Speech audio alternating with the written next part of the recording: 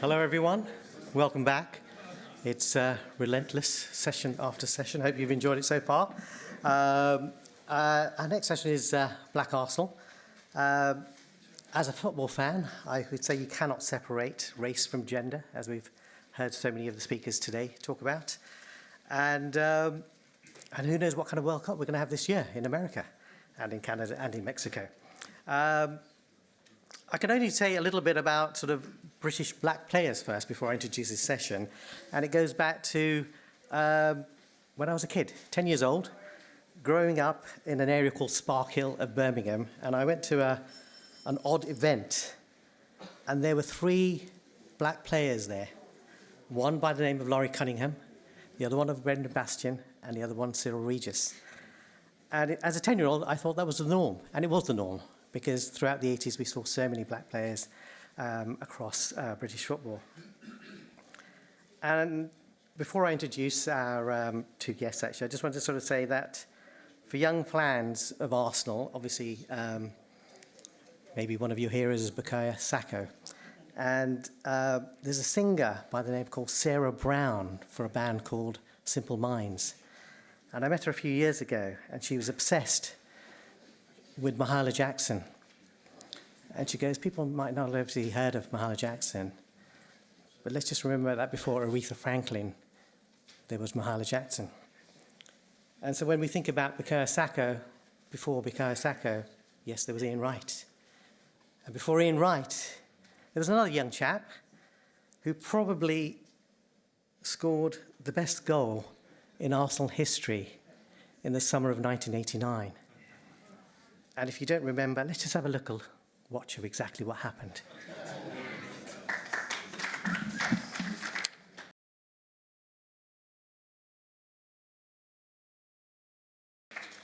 Please welcome Dr. Clive Nwonka and Clive Palmer. 2 Clives.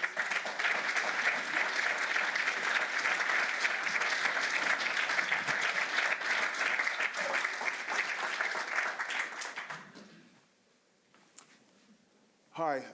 Well, firstly, thanks for kind of coming this afternoon for this talk on the book Black Arsenal. It's, I guess, quite a rare feat for there to be 2 Clives together. I don't know many other kind of Clives in my life, so, you know, we've become quite bosom buddies now. So. In my phone, you are Dr. Clive. So, basically, we're going to take some time. I'm going to go through a kind of history of Black Arsenal as an idea, as a concept.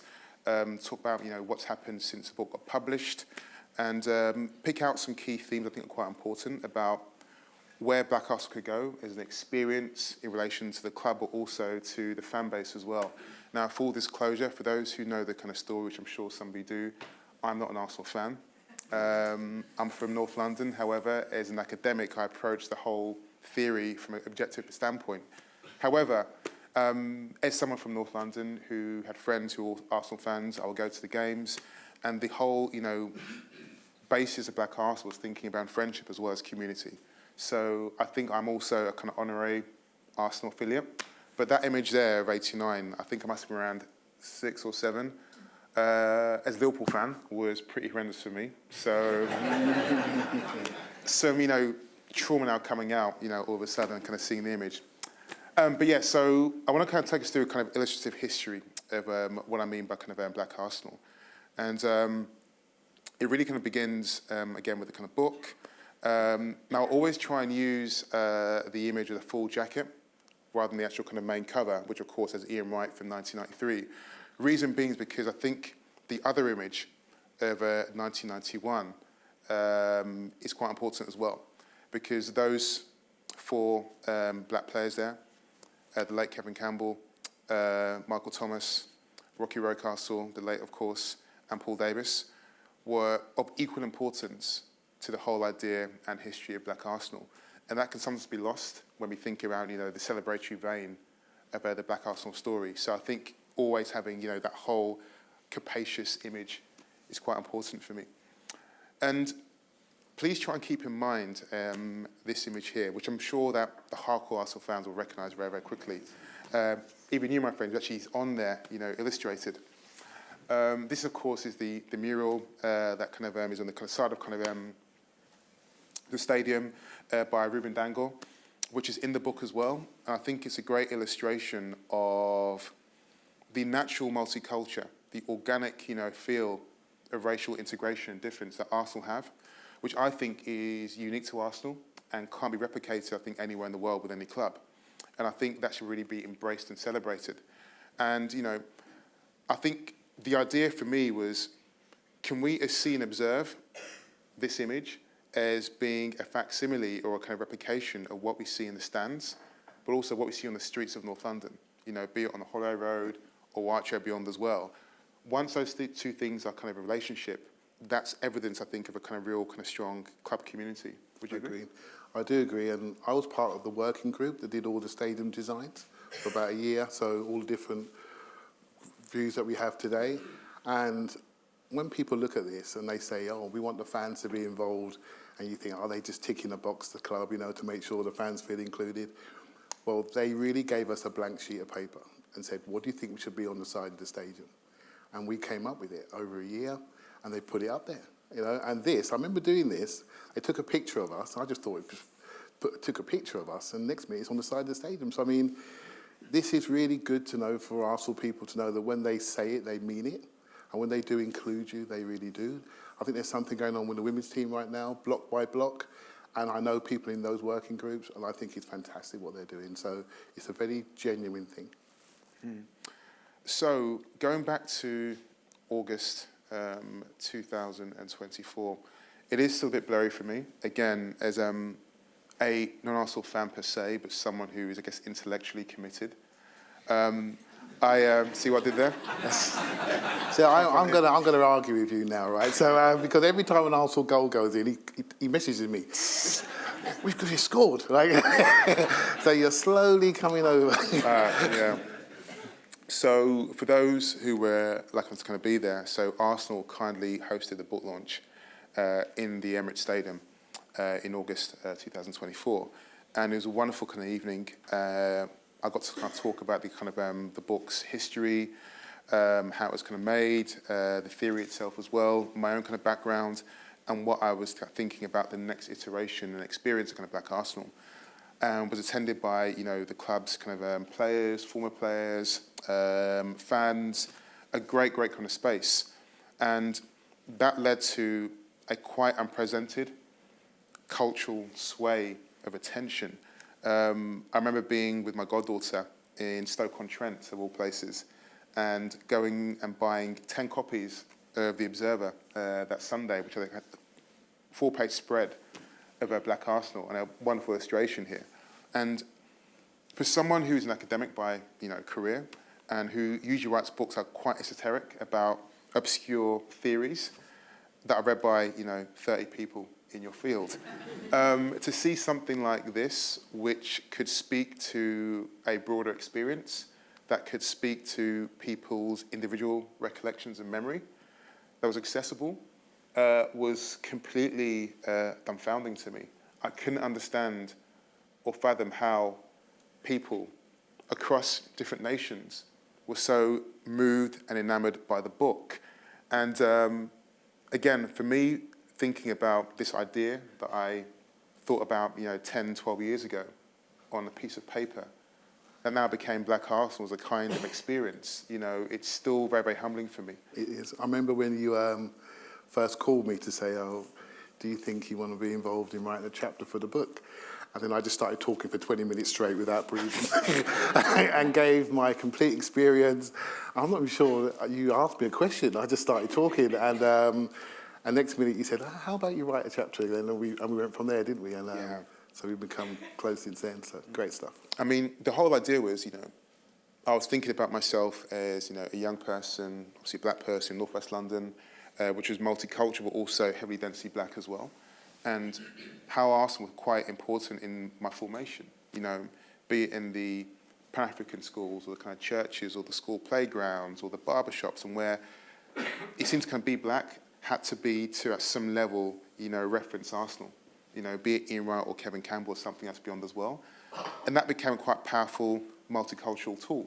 You get to the kind of mid-90s and, you've got my friends who are, Irish kids with like Ian Wright shirts on the kind of back of their kind of, and beyond. So there was something about the multicultural experience that Arsenal in that period seemed to capture quite well. Yeah, definitely. From my own experience, when I was growing up in sort of going to football, sort of late 70s, early 80s, you were looking for a hook. I mean, all of us here, whoever football team we support, there's something that hooks you in. And at that time, there was difficult times with National Front, etc. You were looking for like-minded people. And the first time I went to Arsenal, I saw people that looked like me, and no one really cared where you came from. It's all about the team. And like anything, if it's accessible and you feel like you belong, you become connected, don't you? And we have our connections. And that was it for me. From the moment I went, I knew that I sort of belonged there. And I look at the club today, and it is the most inclusive club there is in the street. And I feel very proud of that and very proud of those values. But for my own journey, which is obviously back from the 80s right through to the current day, there are many, many young people doing that same journey today, probably wondering, what's the big deal back then? What was it like? Well, it was completely different, a completely different environment, very much of a football hooligan environment. Football fans were not seen as people of any value. They were just seen people to shield into a ground. And when I see the value by which people are held today, when I see the inclusivity for people today, it does make me feel really, really proud. And the fact that a lot of young people don't go through the rubbish that I had to go through, being abused at games, etc. That rubbish is gone, hopefully, and we can now look forward. I mean, the whole idea now that we see the kind of the natural integration of a club culture that's quite particular to Arsenal. I mean, most clubs in the Premier League would have a mix of kind of black and white players and beyond as well. So that's nothing particular per se. But there's always been, at least for me, this association with Arsenal, with multiculturalism, with inclusion, that goes back way to, you know, the 70s. And the idea that other clubs can evidence multiculture through, you know, the playing staff, that for me isn't always enough. How else can you evidence your commitment to anti-racist principles or inclusivity beyond the players you signed or bought or came through kind of academies? It means looking way beyond what happens on the pitch and thinking about what happens in society. And that's where Arsenal, I think, becomes very, very unique. So if I'm thinking about Black Arsenal and giving you a kind of lay overview of its basis and genesis, I first begin thinking about my own background and identity. So as I mentioned, I grew up in northwest London in a housing estate on the back of Wembley Stadium. And often teams would actually take the shortcut through the housing estate to get to Wembley. And you would see, you know, the Barcelona teams, the England teams come through with the kind of coaches.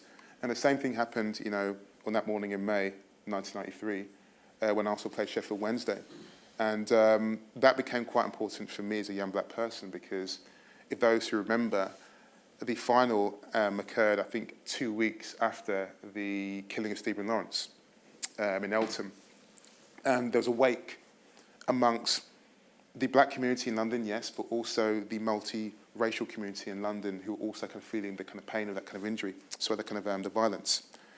And it seemed to me that the image here of two black South Londoners in 1993 performing, scoring and winning at Wembley just spoke to the connections, the organic ones, between what we're feeling as a nation, I think, and what they were doing to try and at least give some semblance of kind of enjoyment or, you know, recognition.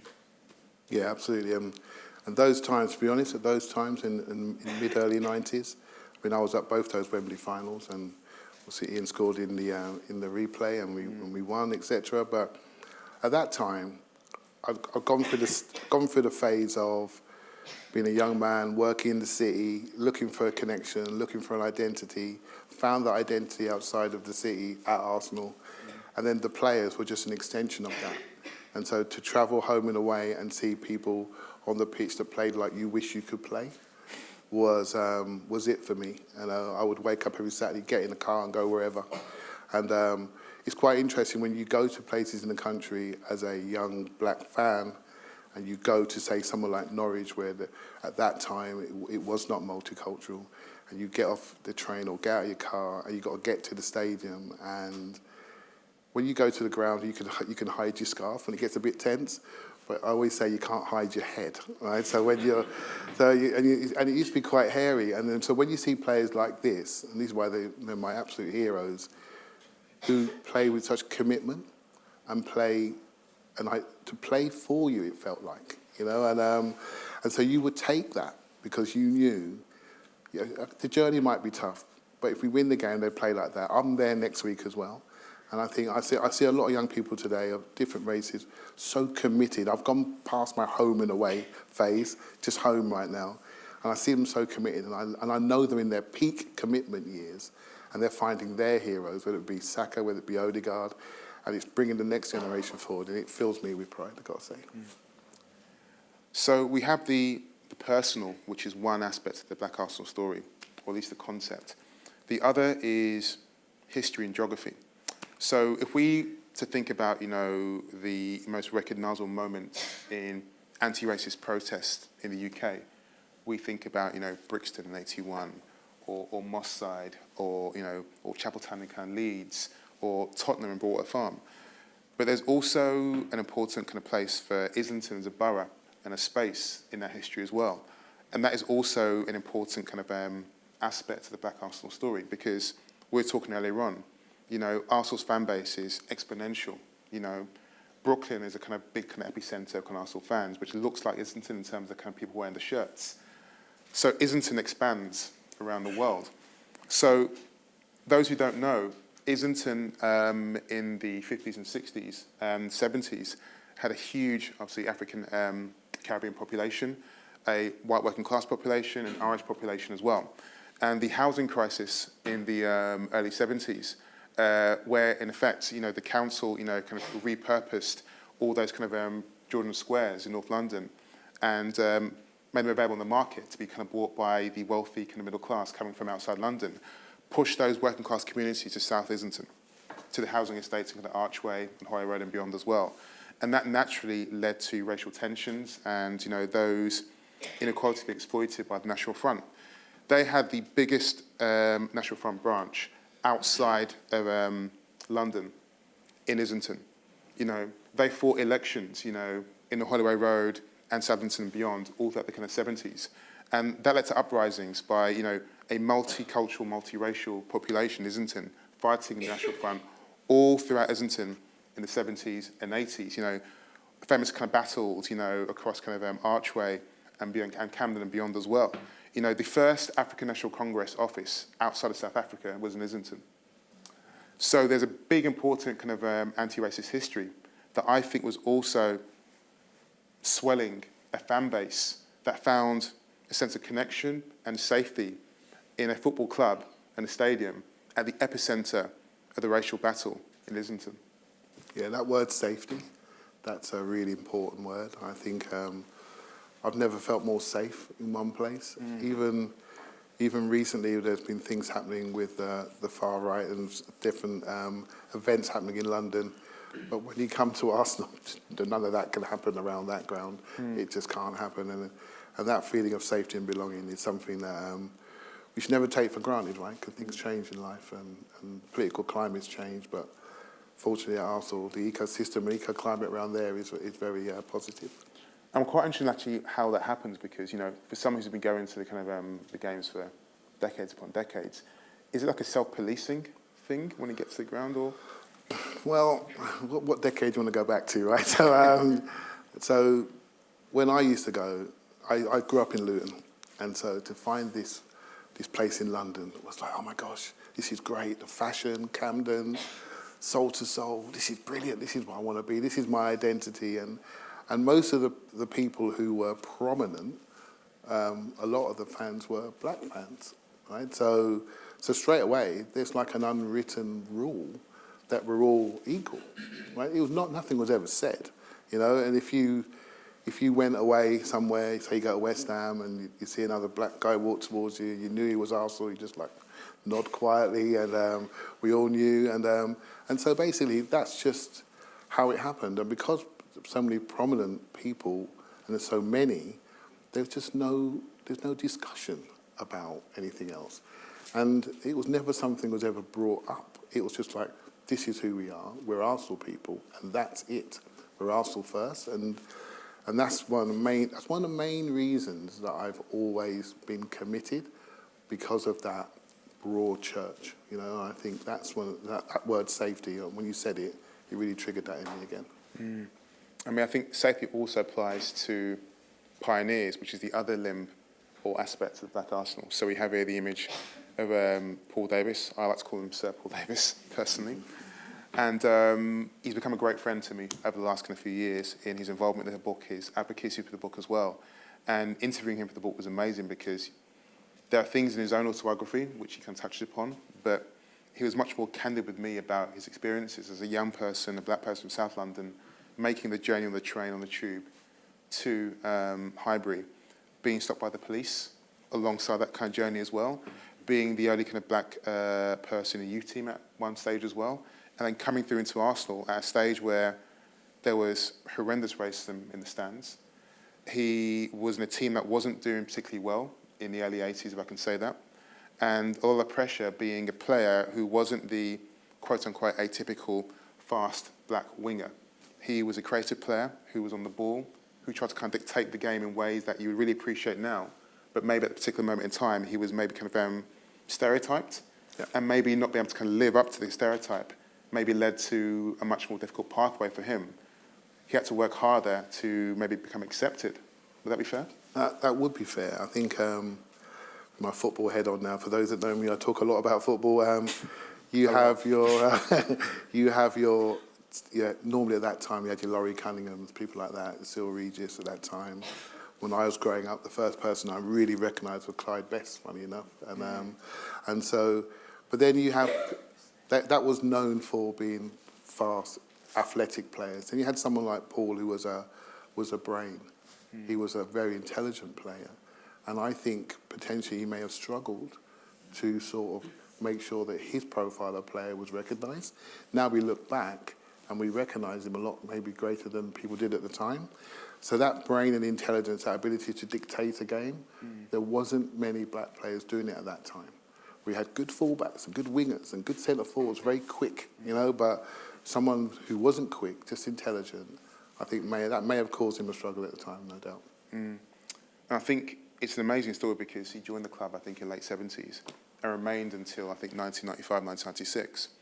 Now, in that period of time, the league titles he won, you know, the trophies that he kind of collected, but also became, you know, a quite important, you know, father figure for other players as well. So thinking about this quite famous Arsenal youth team, which I'm sure people in the room recognise much more than I can, and the legends who came from that youth team, you know, and the ones I've spoken to who are still with us all speak about, you know, the role that Paul played in actually kind of bringing through a pathway for them to come through.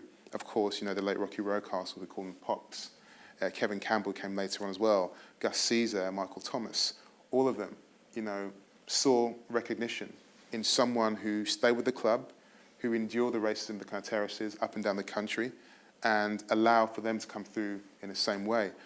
Interesting enough, like Martin Keown, who I really appreciate, who I know is speaking later on, told me about, you know, sharing a room with Paul Davis in the 90s and how important he was for him coming through as well. But equally, he recognised as someone who had an Irish background and was experiencing racism of his own, you know, in a period of time, you know, where to be Irish in Britain was, you know, extremely difficult. Yeah. He saw commonality of experience between him being Irish and the black Afro-Caribbean kind of players who were equally experiencing kind of racism as well.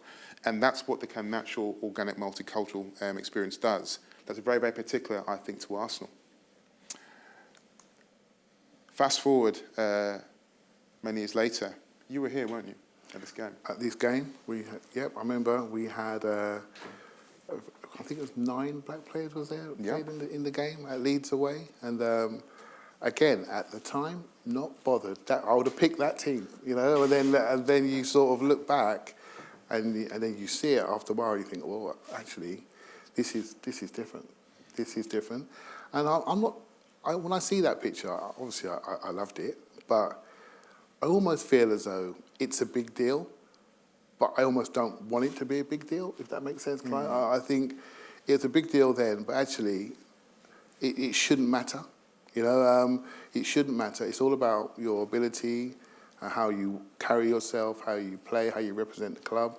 It just so happened we had an extremely talented group of players that were black at that time, and the manager said, right, you're playing. And there have been times in the past when that wasn't so easy to do.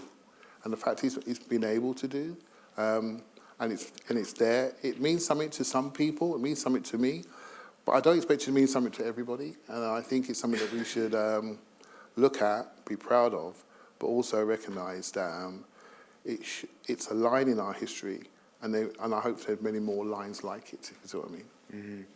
I think also, I guess for me as a researcher, I get a lot of emails from people who say to me that they began really supporting Arsenal. And these could be kind of people who are based in Lagos or Nairobi or beyond as well, when they began to kind of see a certain cosmopolitanism of Arsenal, which is, black players, who came from, the African diaspora, from, Francophone nations. And that really kind of spoke to a new fan base coming from West Africa and beyond as well. So, yes, there's this kind of idea of Arsenal being the global, Arsene Wenger's kind of team of kind of French kind of players and beyond as well. But I always try and bring it back to, the really local, which is thinking again about Islington.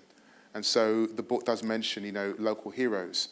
See the Face, who's done amazing work for years and years in the Arsenal community, particularly Eltham Estate, coaching, young people. Some have gone on to kind of play for the club in youth teams as well, and professional contracts.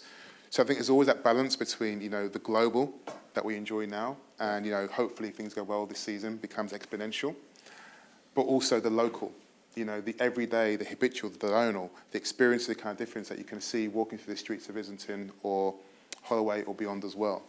And I think sometimes we can lose touch of the local and what makes Arsenal distinct in London.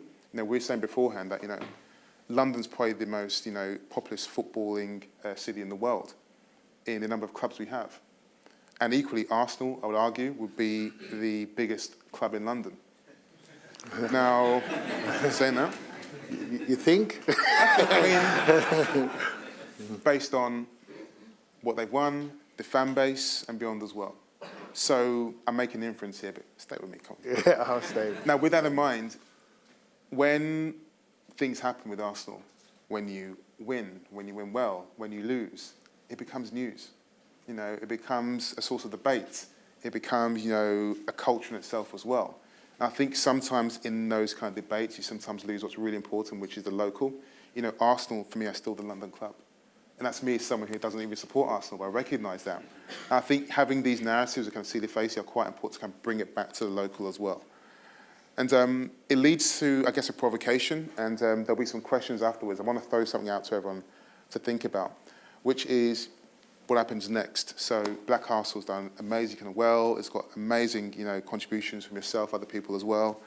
And it's really kind of, I think, created a certain aesthetic. And I do recognise there's a kind of a Black Arsenal aesthetic going on. That's predominantly kind of pursued, through merchandise and fashion subculture. And what I recognise now, and this only comes from me speaking to Arsenal fans like yourself, is that many years ago, to be an Arsenal fan, maybe in the 80s and 90s, would be to have a particular proximity to Highbury or London or beyond as well, or it becomes a bestowment through generations. Your grandfather went there, your father went there, your big brother or sister supports Arsenal. Now, young people globally will make a choice on who you support by who has the best merchandise or social media account. And, on the one hand, it's kind of absurd, but also I recognise now that the non-matchday supporter has a role to play that may be as equivalent to a club as the matchday fan base. That's a generational thing, but how does a club culture accommodate the new fan who isn't going to be kind of proximal, who's going to be in LA or, New York or Shanghai, and connect through social media and merchandise? How do you balance that with the local fan who's been going there for 30, 40, 50, 60 years, has 7 season tickets with the family, who's from Archway? How do you kind of find that balance when, often the more kind of promotional arm of football culture doesn't always accommodate the local and the global?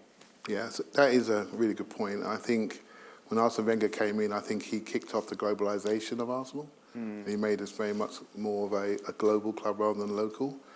And people always say to me, Clive, what was it like when we won the league in 2004? And I said, yeah, it was quite good, actually. It's quite good. But to be honest, I thought we'd win it in 2005, so I wasn't that bothered, But to be honest, if we win the league this year, I don't think any of us are quite ready for the global impact it will have. I don't think any of us in this room are going to be ready for that. I think there's an explosion waiting to happen. And you are going to see very, very quickly the tentacles Arsenal has in society and where it will go to, particularly in London, but it'll be everywhere. Your phone will be hopping. It will be everywhere around the world, and you'll be able to see people in a different light. And there's a lot of people, I call them the silent majority, waiting to shout. There's a lot of loud people too, right? We all know who they are, but they're waiting to shout. And I almost look forward to that more than anything, to see the true club to absolutely reveal itself, and to see how culturally it'll be looked at from the outside, but also how you feel, how I feel as an Arsenal person, what that's going to look like, what's going to feel like. And that's the thing I'm crossing my fingers for in the next few weeks that actually happens. And so people that have been supporting for 20 plus years will see something they've not seen before, but I'm going to see something I've not seen before. That's how I feel about it. I mean, my own personal take, again, with some objectivity, is there's a balance to be struck, and I think, generally speaking, Arsenal do the balance well.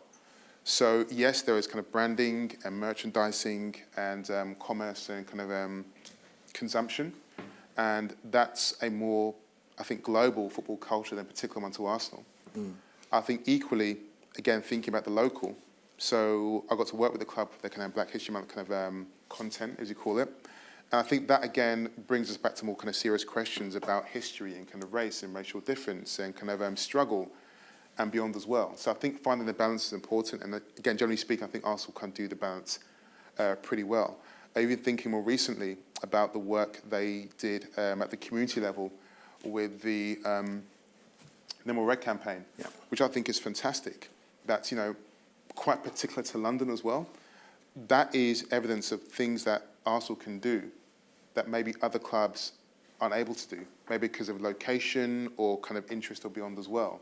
So what I'm kind of saying in the laboured way is, do you think the balance is okay here between, the kind of the branding kind of push and the kind of accumulation of merchandise alongside the more kind of community kind of based things? Yeah, well, they're not making the merch for me, I'm afraid, right? So they're looking at a different audience, and when I see the No More Red, I think that's absolutely fantastic. That's very much local. I do work with the Arsenal Foundation, and so I know the people involved in that programme. I know the local programmes. I'm also involved in a programme in Jordan, a refugee camp out there, and we've funded that programme for the last 5 years. We're a refugee camp, many thousands of people, but they have a programme called Coaching for Life, where they're coaching young people, mostly young girls, in a safe space to develop and learn through football. And they send coaches out there, and we've been funding that programme.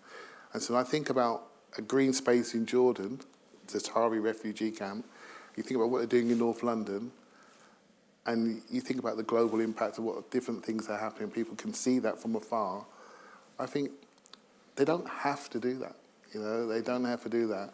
Those people in the foundation are special individuals, and to keep doing this day in, day out, in the hub, meeting people, being there people, supporting people, I think they got the balance right. Yeah. So, in concluding, when I was writing the book, I took a series of kind of pictures. So basically, my research involved me walking up and down the Holloway Road for like around 4 years. Sometimes on match days, sometimes on non-match days, just kind of soak up what is organic and natural. And again, you try and make the continuity between what you see on the streets and what you see in the stands and what you see on the kind of pitch. And that shows the alignment between, Black Arsenal experience that is both of club, of culture and society. And again, I think that's very, very unique to Arsenal. I'm convinced I couldn't have written a book or done a kind of body of study about any other club in the world in this way. And I think that Arsenal recognise that and they embrace it and they find the ethics and the balance very, very well. And people like yourself who are involved in the kind of club at that kind of level, I think is also quite important. So it means really kind of bringing the local, the everyday, to the global. And again, if things go well for Arsenal in the next kind of 2-3 months and their success, the exponential kind of growth of kind of that, I think also comes with more responsibility as well. So making sure that, I mean, the ironic thing about football culture is, and often I hear a lot of kind of commentators, kind of pundits and players as well, say that football is a simple reflection of society.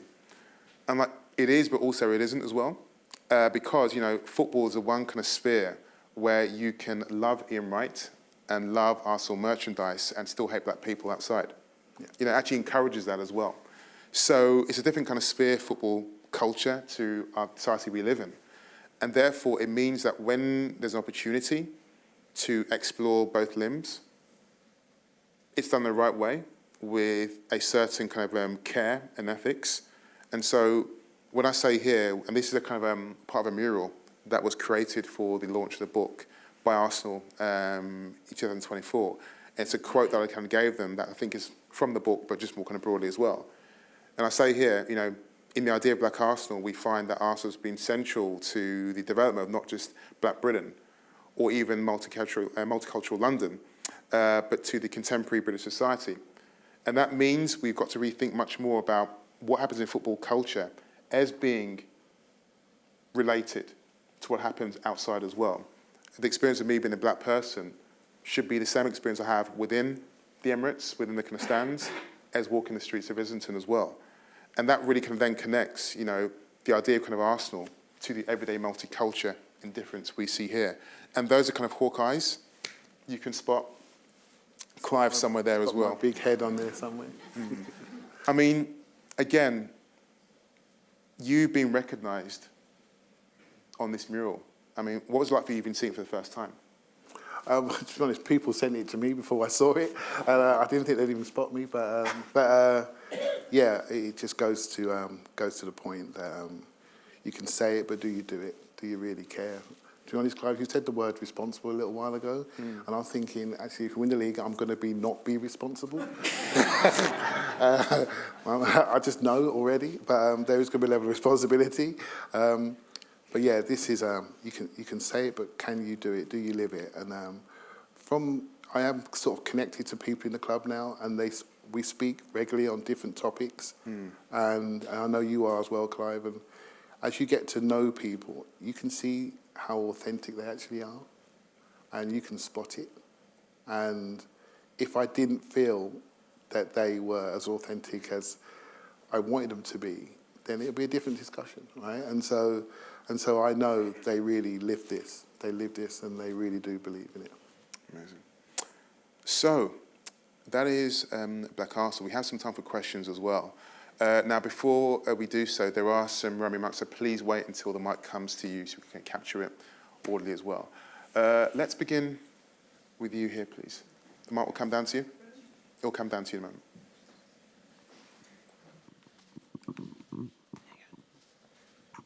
I think talking about the mural on the outside of the Emirates Stadium, something was learned when they knocked down the North Bank, which was the most shameful, embarrassing thing I have ever seen.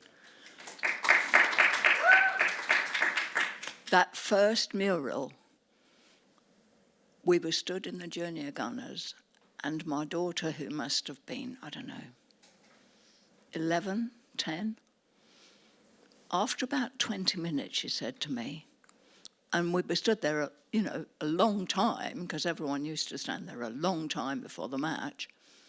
She said to me, "I can't see any black people." And when you looked at it, there were no black faces. And they were forced by the outcry of Arsenal fans to quickly amend it and add some black people. Yeah. That was terrible. They fixed that real quick. Sorry? It's, Also, I think, talking about Paul Davis, he wasn't very well supported in the incident with Glenn Cockrell when he was banned for, 12 matches? 9, thank you. 9, well, however many it was appalling. I mean, I can't imagine I can imagine what was said. that caused him to just lose it completely, because he wasn't that sort of person. That was shocking.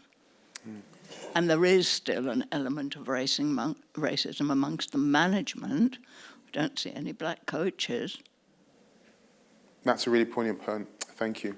I mean, You know, that's appalling.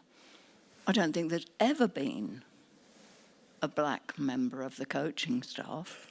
In fact, didn't Paul Davis have a fallout with the club over the fact that they wouldn't promote him in the academy? I remember that.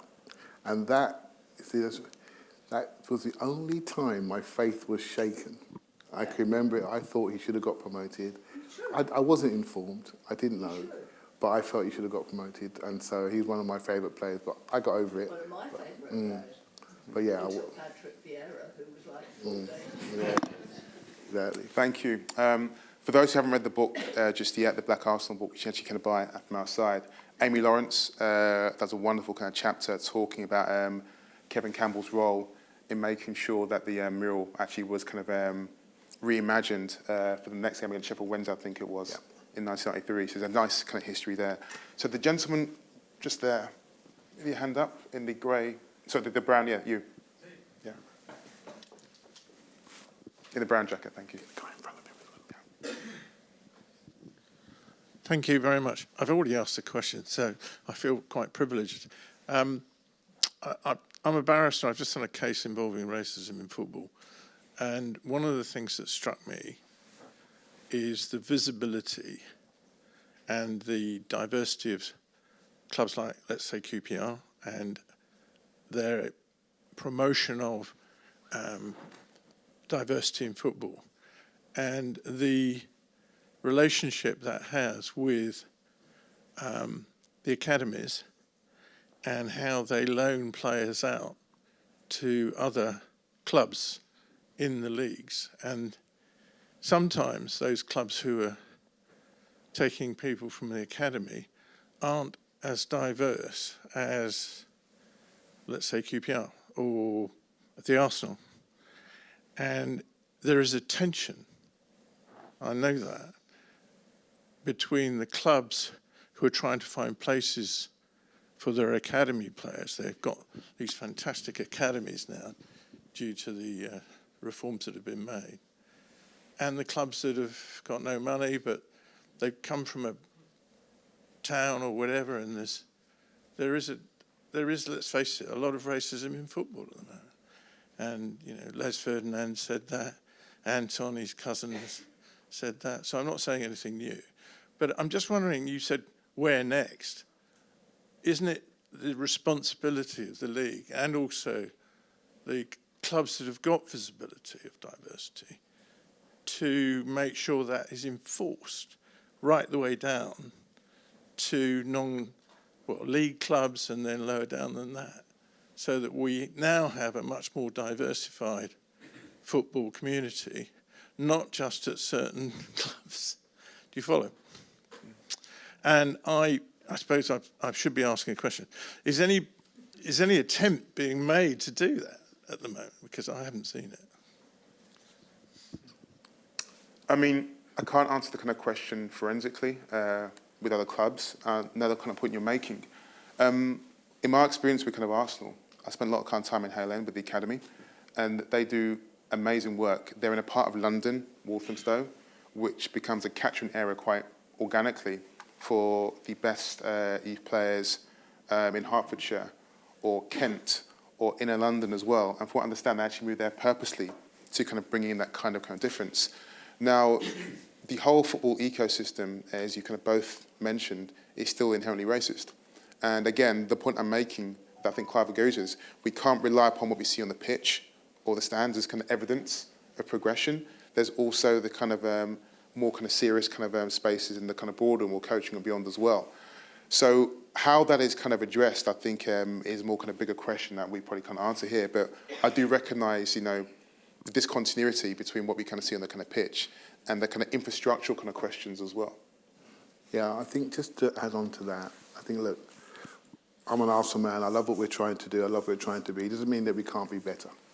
You know, and your point about coaches, I really think about that. We've had changes in the boardroom recently. I think there should be things, particularly for ex-players, to have a view. So there's a broader representation. A lot of the boardroom are from the US now, the board members. Is there a local connection to that? I think there's opportunities there, and I've spoken to people about this, and it's recognised, but nothing's changed yet, And so Tim Lewis has left the board, then we have Ben Winston has come into the board, and I look at this and I think, okay, there's opportunities here. Also, timing is really important, and it's not just about giving people roles because they fit someone's eye. It's about timing, it's about doing the right thing for the right cause with the right motivations. So I'm trusting people that this is noted. I know it's noted, but people have got the right talent, the right abilities to make change, to affect change. And if you have that ability, you have that intelligence, then why can't you be considered? So I want to see a bit more breadth in their thinking in those areas. And I've made my points clear to them, so we'll see. Right? Unfortunately, we only have time for one more question, and there is a young boy in the, is it third Arsenal kit from this season? It's the second Arsenal kit. Second. And I'll second take of 28. Yep. It's the Drake Ramberg stripes, I believe. Sorry? It's the Drake Ramberg stripes, I believe. Okay. Yes, okay, cool. Cool. I'm not arguing with you, mate. My question is, who do you think is the most influential black Arsenal player ever, past or present, in terms of their influence on and off the pitch?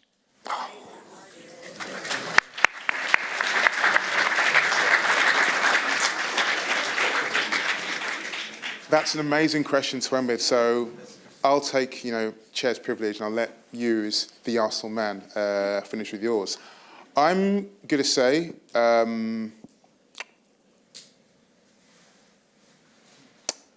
Paul Davis. And the reason being, I think there are others we could speak of very, very quickly. I think because of the time spent at Arsenal, from the late 70s to the mid-90s, who he influenced and who he brought through into the actual kind of club. Those I've mentioned, Kevin Campbell, Mickey Thomas, the late Rocky Roadcastle and beyond as well. He's been an ambassador off the pitch as well, has served the club well in terms of the coaching as well. And still, when I see him when we go to the ground, he still wears his suit from '89, which fits like a kind of complete glove on him. Does. I think that says a lot about, him being an Arsenal man. So I would say, Paul Davis. Can I have 5? Well, obviously the one from a playing side of things would be Thierry Henry, but the one from my generation and somebody who I feel has crossed generations has been Ian Wright. I think from a young man, what I loved about him when he played, and we're a very similar age, and he's one of the reasons why I lost about 20 years of my life following him around the country, was that he was able to be himself. And that was something that I struggled with at the time, because I was working in a city environment where you had to be as somebody else to survive, and then when you came out, you could be yourself. He was his self at work, and I really respected that. So that was him growing up, he was himself. And then he went into the TV side of things, and now he's representing us in a different way in the social media side of things. And I look at him, I've actually got to know him, which is like a big privilege of my own. First time we podcast, I couldn't speak, which is not great for podcasts. But once I settled down with him, I've got to know him. And I know his agent, and he sort of said, I listen, I know what he does on a day-to-day basis. His agent said to me one day, he said to me, Clive, you don't know how great it is to work as your hero every single day. And that's how he is, how he behaves. I have got the utmost respect for him. So young kids will know him today. Older generation will know him. Young black people, it doesn't really matter where your background is. I think he represents Arsenal in the way I really respect.